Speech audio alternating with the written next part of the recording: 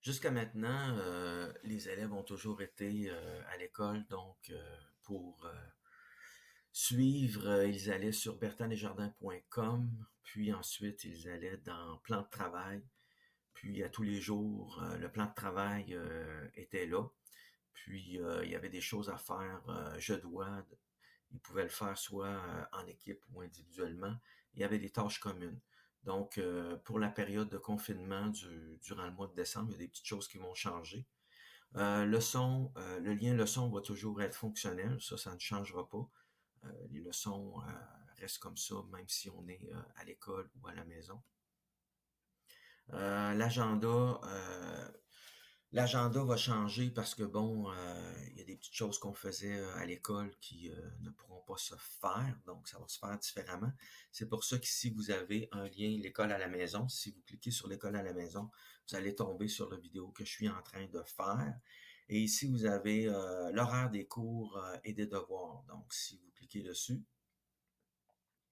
et là, en haut, c'est marqué l'école accueil à la maison. Donc, je vais aller dans le mois de décembre, le 17 décembre. L'horaire qui est là pour le 17 décembre, c'est la même horaire pour le 18, 21, 22. Ça sera toujours les mêmes heures. Par exemple, à 10 heures, je serai en ligne disponible pour les élèves. Eux vont faire du travail en équipe. À 11 heures, on va faire une période de français jusqu'à midi et demi. Évidemment, le contenu n'est pas là parce que je sais pas qu'est-ce que je vais faire dans un mois. Les disponibilités de 2 heures à 3 heures, je vais être disponible et le travail en équipe. Aussi, ils auront du travail à faire en équipe en mathématiques. Et à 3 heures jusqu'à 4 heures, je vais enseigner des notions de mathématiques.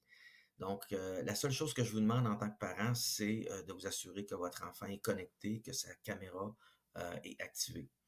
Je porte à votre attention ici quand c'est il n'y a pas d'heure, comme par exemple cette journée-là, c'est un devoir que l'enfant doit remettre. Évidemment, il n'y en aura pas, là, c'est juste pour une petite démonstration. Donc, cet horaire-là vous permet de suivre à quelle heure on doit être en ligne, que votre enfant doit être en ligne, et où sont les devoirs et les leçons.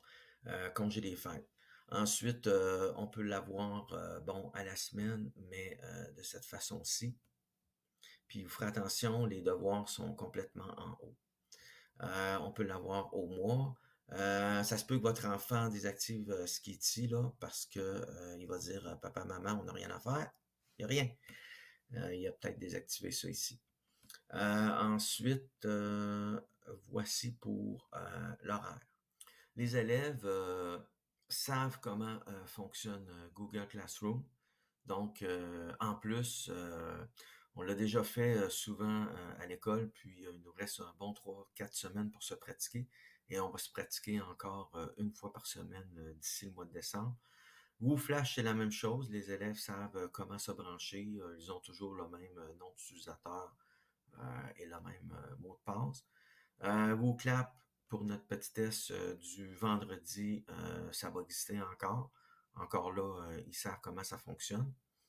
Et finalement, Google Meet, ils savent comment ça fonctionne et on va se pratiquer encore avant d'aller au mois de décembre.